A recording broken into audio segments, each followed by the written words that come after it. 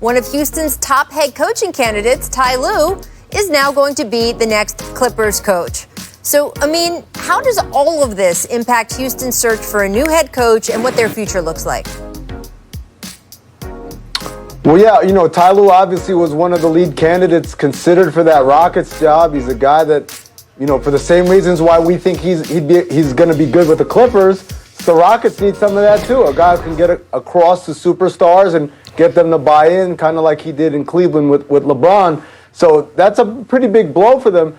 But the bigger thing is with Daryl Morey out now, do I want to hire a coach or do I want to get a GM to pick the coach? Because obviously the new GM the new GM, Rafael Stone, is going to have an idea of how he wants to run things. And it may not be the same sort of path or course we were going under. And, of course, hovering over all of this is Tillman Fertitta, the owner of the team, because he might have ideas of who he wants to be the next head coach. So there's a lot of soul-searching that needs to happen, I think, upstairs before they can come to a decision on who's running the team in that locker room. I've been hearing Jeff Van Gundy's name, and I think, obviously you don't want to jump ahead, but I think he's someone that can definitely help that team and possibly get the best out of James Harden. He's someone that has a great basketball mind. He'll hold James accountable on both ends. And some people might say, man, he's been out of the NBA for 10 years, but I trust that he's smart enough to know he needs to surround himself with coaches that have still been in the game since he's left. But he's someone, like I said, one of the best basketball minds in the game, very good at communicating and someone that's going to hold guys accountable. And someone who, frankly, is sort of, even though he's been out of the game for a while, has out of the coaching game, has been in the game. I mean, he's been not only a commentator with us, which matters. I mean, you're sitting in all of those meetings with all the teams. You're picking up ideas from all the coaches around the league. But he's been so active in USA basketball in recent years and really developed guys and coached guys at really high levels. So I think that that's going to have an impact here, too, with Jeff's candidacy. I mean, I'm curious if you think he is a good fit for this particular job. I thought that the Rockets job might not be Ty's best option, but that Ty might be the Rockets' best option only because he is so good and has a track record of being able to communicate with and stand up to superstars. And he is such a great X and O guy and able to maybe put James Harden or Russell Westbrook in good position. Where do you think Jeff Van Gundy would fit doing those types of things? First of all, 1,000% I agree with you on Ty Lue. But moving on to Jeff, this is what I'm going to say. What Matt said is absolutely accurate. Jeff is a great mind and is a great communicator. Here's the problem. Jeff coached this league at a very different time where you could coach players in a certain way. So even if Jeff's philosophies on pick and rolls and defensive coverages and all that have evolved over time, I don't know if his approach on how he deals with players has evolved, and that's a very real thing. Yes, he's been coaching with the USA Select team. Yes, he's been very successful. But to me, that's the perfect Jeff Van Gundy coaching laboratory. Players that don't have egos, that don't have multi-million-dollar contracts. There's no owner or front office that's on you, telling you got to play this guy, you got to play that guy. You are simply just coaching the purest form of basketball from players who want to be coached, who are looking at Jeff Van Gundy and say, wow, this guy can help me get to the next level.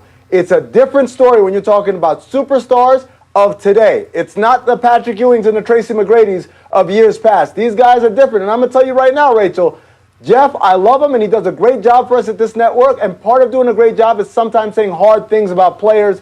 And the Rockets have had some hard things said about them by Jeff Van Gundy. How's that going to go over with that locker room, I wonder?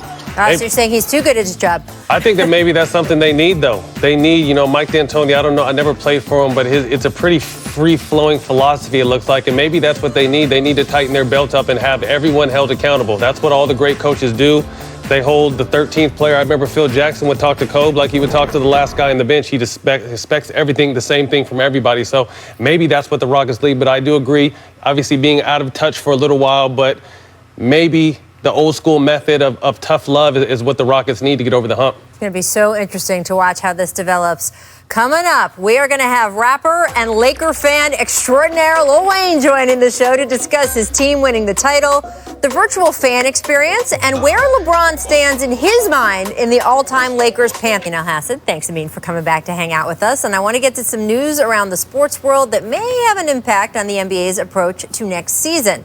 In the NFL, the Atlanta Falcons have had a positive test from a player personnel official. Not a player himself, a personnel official. They have shut down their practice facility, citing, quote, an abundance of caution, according to our Adam Schefter. And in college football, Alabama head coach Nick Saban testing positive for coronavirus. He said he's asymptomatic so far, but he is now isolating himself. So, I mean, with all of these things happening across the sports world, do you expect the NBA to give more thought to another bubble-like environment for next season, whether that's one bubble or little pods of bubbles? I know that the players have been pushing back on being away from their families again in any kind of way, but we do see what keeps happening in football. Yeah, Rachel, I think one of the telling signs is 6-7 weeks ago, the NBA word was, next season, we're absolutely not doing a bubble.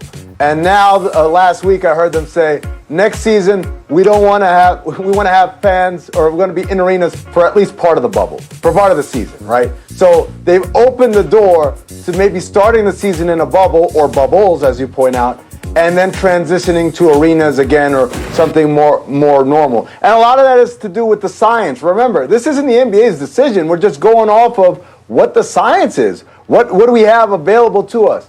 But if we do come into a bubble type scenario part 2, Reza, I expect them to do something like stages, where stage 1 is, say, January to mid-February. And then everyone goes home for a week and you get tested every single day and you got to keep testing negative. And then you come back for another stage, another 6 weeks, and then back and forth to ease in and soften that harshness of being away from your family.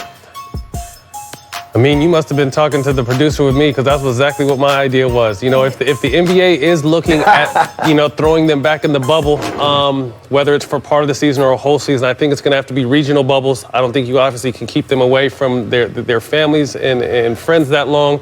And then, like Amin said, it would be a certain amount of time in the bubble. Everyone gets a week off, and then you go to your next bubble. Like I said, I think there should probably be bubbles with different sets of teams around the NBA, but we never know. We're just going to have to see where the world is when the NBA season starts. But, for the football people that have tested positive, this is going to continue to happen, because although you need to move with extreme precaution, you just never know who you've come in contact with and who they've come in contact with. So these people are going from games to practices back home every single day, and we don't really know what that environment's like. So I'm sure no one's out there being reckless, but at the same time, this is going to continue to happen, and this is something they're going to have to deal with, because I don't see college or the NFL going into any kind of bubble situation. Well, I mean, you mentioned the science and the science dictating a lot of this. First of all, I would like to commend the NBA for leaning so heavily into the science, right? That they really relied on science and scientists to put the bubble together.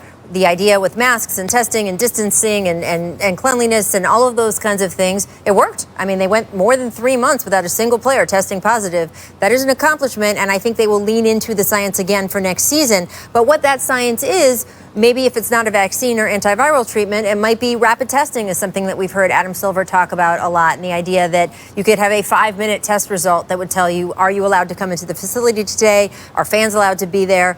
Part of it, though, aside from the science, is how much as a league are they comfortable with risk? And there's always going to be some risk if you leave your house right now, right? All of us face risk if we go to the grocery store, if we come into work, if we do other things like that. And it's just, where is your level of comfort with risk? The NFL and college football have shown that their level of comfort with risk is actually pretty high, right? That they have expected positive tests. Those are built in to kind of the system that they have set up.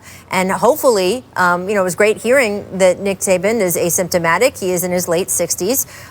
You hope that having that acceptable level of risk being a little bit higher doesn't result in anyone getting significantly sick or anything worse. And so far, they've been able to move along. We haven't heard of anyone in college football, in NFL, in baseball coming down and being seriously sick. And that's great, right? I mean, that's what you want. So we will see where the level of risk and the science come together. And hopefully, just like those other sports, the NBA can have positive results. Negative positive results, positive negative results. One of those. Coming up next, we got Lil Wayne still joining us. He will talk all things Lakers after this break.